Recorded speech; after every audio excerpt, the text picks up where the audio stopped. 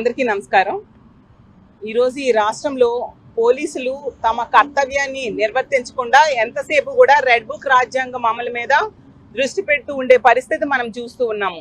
చాలా విషయాల్లో వాళ్ళు ప్రభుత్వం ఏం చెప్తే అది చేస్తూ ఉన్నారు తప్ప ప్రజల ప్రాణాల రక్షణకు కానీ అలాగే మహిళల మాన ప్రాణాల రక్షణ మీద దృష్టి పెట్టని పరిస్థితి మనం చూస్తూ ఉన్నాం. ఈ రోజు తీసుకుంటే ఈ రాష్ట్రంలో మహిళలు మీద అఘాయిత్యాలు రోజు వినాల్సిన దుస్థితి ఉంది. దానికి కారణం ఏంటంటే పోలీసులు తమ విధులు నిర్వర్తించడంలో పూర్తిగా వైఫల్యం చెందారు కాబట్టి.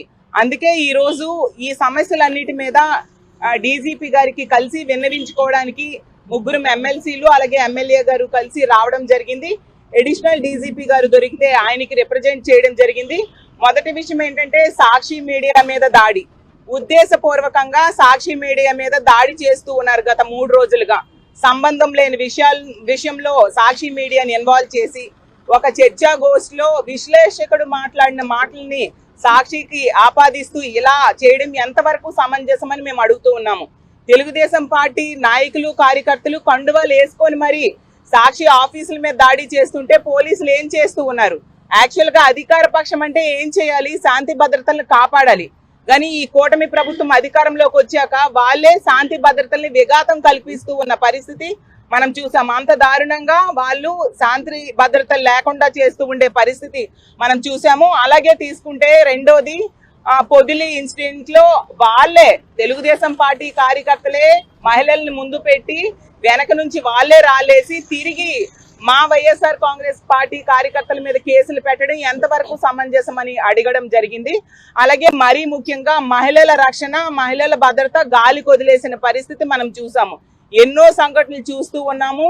రీసెంట్ గా తీసుకుంటే అనంతపురం, ఉమ్మడి అనంతపురం జిల్లాలో 2 ఇష్యూస్ జరిగాయి. ఒకటి అనంతపురంలో ఒక అమ్మాయినేమో ఎంత దారుణంగా తండ్రి కంప్లైంట్ ఇచ్చి ఎవడి మీద అనుమానం ఉందో చెప్పి ఫోన్ నంబర్ కూడా ఇచ్చినా కూడా 6 రోజులు పట్టించుకోకుండా ఉండడం వల్ల ఆమె శవమై తేలిన విషయం.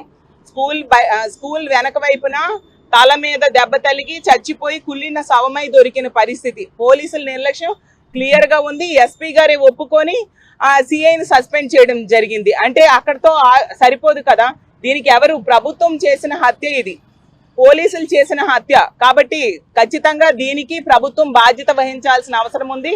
అలాగే సత్యసాయి జిల్లాలో తీసుకుంటే మైనర్ బాలికని, ఒక దళిత మైనర్ బాలికని 6 నెలలు అత్యాచారం చేయడం జరిగింది తెలుగుదేశం పార్టీ కార్యకర్తలు. కానీ మొన్నటి వరకు కూడా కనీసం వాళ్ళ మీద చర్యలు తీసుకోలేని పరిస్థితి మనం చూసాం. అలాగే నిన్ననే అన్నమయ్య జిల్లాలో ఒక మైనర్ బాలిక ఒక తెలుగుదేశం పార్టీ కార్యకర్త వేధింపులకి ఆత్మహత్య చేసుకోవడం జరిగింది. ఈ రోజు తూర్పుగోదావరి జిల్లాలో ఒక మైనర్ బాలిక ఒక తెలుగుదేశం పార్టీ ఎమ్మెల్యే అనుచరుడి వేధింపులకి ఆమె బలైన పరిస్థితి. అంటే ఆమె గర్భవతి అయ్యి ఆ గర్భవతిని అతనే అబార్షన్ చేసిన పరిస్థితి. పోలీసులు కంప్లైంట్ ఇచ్చినా కూడా కేసు నమోదు చేయని పరిస్థితి. అంటే ఈ రాష్ట్రంలో మహిళల భద్రత ఎంత దారుణంగా ఉంది, మహిళల భద్రత విషయంలో పోలీసులు ఎంత నిర్లక్ష్యంగా వ్యవహరిస్తున్నారో మేము వివరించడం జరిగింది. ఎప్పటికైనా ఈ ప్రభుత్వానికి, ఈ పోలీసులకి, డీజీపీ గారికి మేము విన్నవించుకుంటూ ఉన్నాము. ఖచ్చితంగా మీరు మీ విధులు సక్రమంగా నిర్వర్తించండి. అంబేద్కర్ రాజ్యాంగం అమలయ్యేట్టుగా చేయండి తప్ప రెడ్ బుక్ రాజ్యాంగం మీద దృష్టి పెట్టకండి.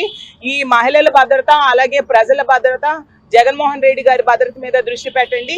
సాక్షికి కూడా సంబంధం లేని అంశం మీద ఇన్వాల్వ్ చేసి వీళ్ళు దాడులు చేస్తుంటే వాళ్ళకి కఠినంగా శిక్షించాల్సిన అవసరం ఉందని తెలియజేస్తూ ఉన్నాము.